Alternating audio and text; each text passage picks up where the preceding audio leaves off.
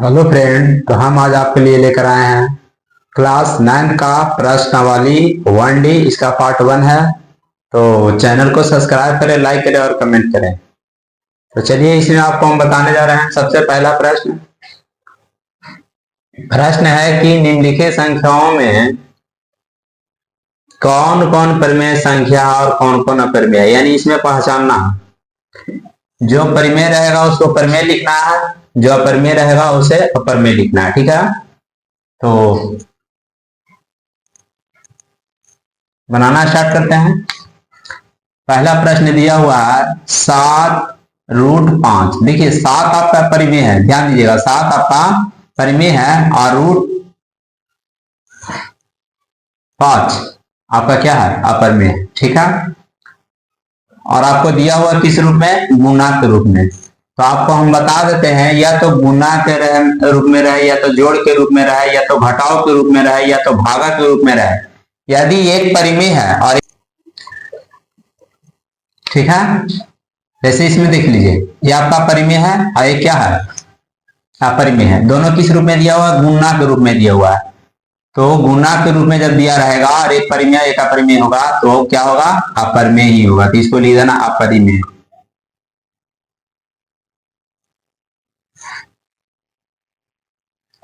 उसी प्रकार इसमें देख लीजिए,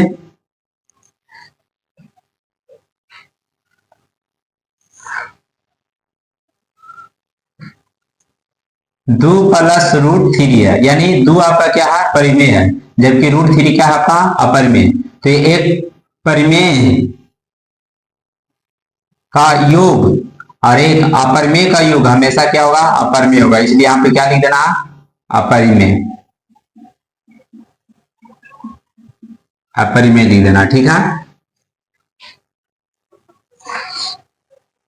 यहां देख लीजिए, आगे आपका अपरिमेय है, पीछे आपका क्या, परिमेय है। दिया हुआ किस रूप में, योग यानी जोड़ के रूप में दिया हुआ है। तो आपको हम बता देते हैं कि एक परिमेय, एक परिमेय और एक अपरिमेय दोनों अगर योग के रूप में दिया रहे, जोड़ के रूप में दिया रहेगा, अपरिमेय ही होगा। तो ये भी आपका क्या होगा, अपरिमेय।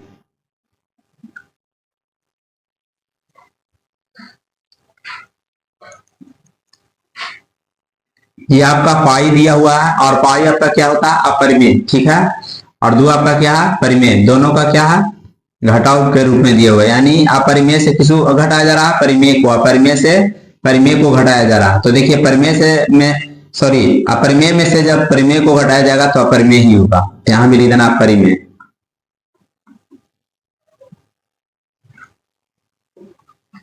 पांचवा प्रश्न में देख लीजिए, ऊपर आपका क्या दिया हुआ है, अंश है जो परिमेय है, हर क्या है, अपरिमेय है।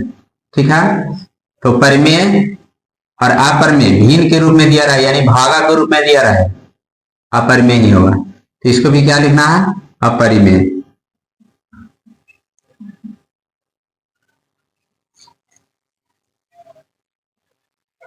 यहां देखिए, 2 आपका परिमेय है जबकि पाई आपका क्या है, अपरिमेय। तो आपको बताए हैं, जोड़ के रूप में रहे, गुणा के रूप में रहे या घटाव के रूप में रहे, एक परिमेय एक अपरिमेय हमेशा क्या होता है, अपरिमेय होता है। जैसे देखिए, यहाँ गुणा के रूप में दिया, अपरिमेय हुआ। जोड़ के रूप में दिया, अपरिमेय हो गया। जोड़ के रूप में दिया था, एक अपरिमेय एक परिमेय का अपरिमेय हो गया। ठीक है ना। यहाँ देखिए, घटाव के रूप में भी रहेगा, एक एक अपरिमेय एक परिमेय दिया रहेगा घटाव के रूप में, तो भी अपरिमेय ही होगा। ठीक है, और ये भी आपका भागा के रूप में दिया हुआ था, एक परिमेय है एक अपरिमेय है, अपरिमेय ही हो गया। उसी प्रकार ये आपका गुणा के रूप में दिया है, एक परिमेय एक अपरिमेय, तो अपरिमेय ही होगा, यानी देना अपरिमेय। इसको देख लेते हैं, देखिए, इससे ये क्या होगा, कट जाएगा। ठीक है ना, यानी √23 में से √23 को घटा देंगे तो सिर्फ क्या बचेगा, 3 बचेगा। क्या बचेगा, 3। ठीक है, तो 3 क्या हो जाएगा, परिमेय, 3 परिमेय हो जाएगा। ठीक है, इसको देख लेते हैं, तो देख लीजिए, इसको इस तरह से लिख सकते हैं, √4 कर दे या √2 वही कर सकते हैं इसे, अब बटा √2 कर देना है। क्योंकि देखिए 4 दूनी 8 भी हो रहा है, इससे ही कट जाएगा। तो 3 और 4 का वर्गमूल कितना आता है? 2 आता है। तो इस प्रकार देखा जाए तो 3 दूनी कितना हो जाएगा? 6 हो जाएगा। और 6 क्या है? एक परिमेय संख्या, इसीलिए इसको लिख देना है परिमेय। क्योंकि आपको पता है कि परिमेय संख्या उसे कहते हैं जिसे p बटा q के रूप में लिखा जाता है, ठीक है ना, यानी अंश बटा हर के रूप में। देखिए नीचे कुछ नहीं देख दिया हुआ है, तो आपका परिमेय हो गया। इसके नीचे कुछ नहीं देख दिया हुआ, तो ये भी आपका क्या हो गया? परिमेय हो गया। इसको देख लेते हैं, तो इसमें से इसको घटा दिया जाएगा तो सिर्फ क्या आ जाएगा? 0। 0 के नीचे कुछ नहीं तो क्या है? 1 है, ठीक है ना। तो इसे p बटा q के रूप में लिखा जा सकता है, ठीक है। परिमेय संख्या उसे कहते हैं जिसे p बटा q के रूप में लिखा जाता है, उसे परिमेय संख्या कहते हैं। तो ये भी क्या आ गया? परिमेय संख्या, यानी परिमेय है। तो इसमें पहचानने कह रहा था, यानी कहने मतलब है कि कह रहा था कि निम्नलिखित संख्याओं में कौन कौन परिमेय संख्या है और कौन कौन अपरिमेय है। तो जो परिमेय था उसको परिमेय लिख दिए और जो अपरिमेय था उसे अपरिमेय लिख दिए, ठीक है ना। बहुत आसान सा चैप्टर है, ज्यादा कोई दिक्कत नहीं है इसमें, आपको आसानी से समझ में आएगा।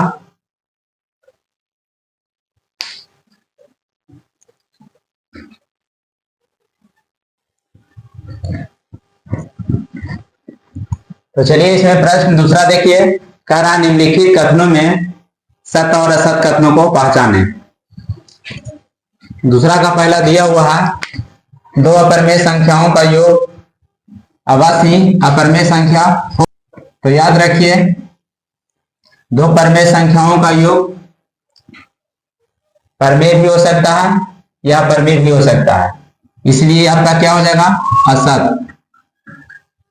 जैसे आपको बताते हैं, √3 8 प्लस √3 प्लस 4 माइनस √3, ये दोनों अपरिमेय संख्या है। अगर ये दोनों को जोड़ दिया जाए तो 3 में से 3 घट जाएगा और 4 12 आएगा, जो कि आपका क्या? परिमेय है। तो इस प्रकार देखा जाए कि दो अपरिमेय संख्याओं का योग अवश्य अपरिमेय संख्या होगी, ये असत्य है। परिमेय भी हो सकता है या अपरिमेय भी हो सकता है।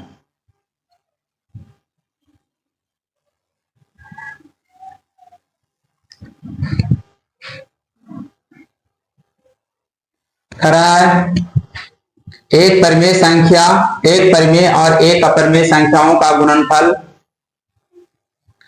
अपरिमेय अवश्य होगा।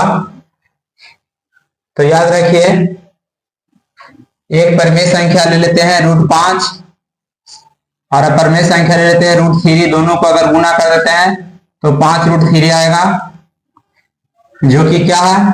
एक अपरिमेय संख्या है। तो इसमें कह रहा है कि एक परिमेय संख्या और एक अपरिमेय संख्या का गुणनफल अपरिमेय अवश्य होगा, तो ये बिल्कुल आपका क्या है? सत्य है।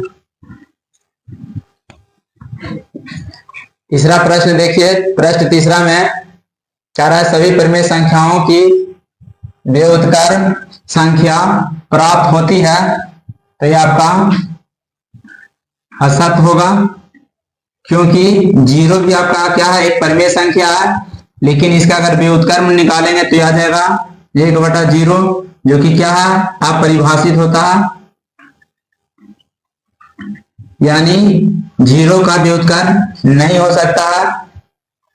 और 0 भी आपका एक परिमेय संख्या है, इसलिए इसमें कह रहा है कि सभी परिमेय संख्याओं की व्युत्क्रम संख्या प्राप्त होती है।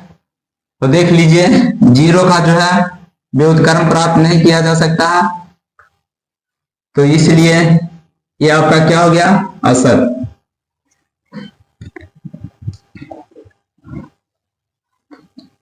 प्रश्न बी देखिए, कह रहा है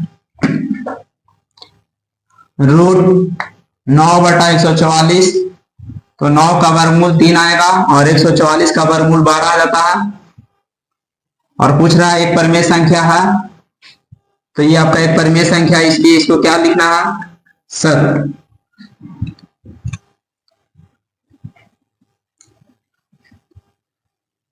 वितरण नियम से दिया हुआ है x इंटू ब्रैकेट में y प्लस z दिया हुआ है, X Y plus X Z अपरिमेय संख्याओं के समुच्च में लागू है।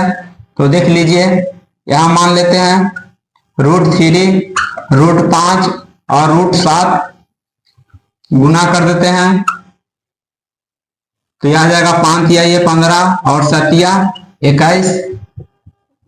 तो इस प्रकार देखा जाए, वितरण नियम में कह रहा, वितरण नियम x into Y plus Z bracket में दिया हुआ है बराबर x और y, x into Y plus X Z अपरिमेय संख्याओं के समुच्च में लागू है, इसलिए क्या होगा, यह आपका सत्य होगा। तो इस प्रकार हम आपको समझा दिए हैं, ठीक है ना। इसमें आप सत्य भी सिर्फ लिख करके छोड़ सकते हैं।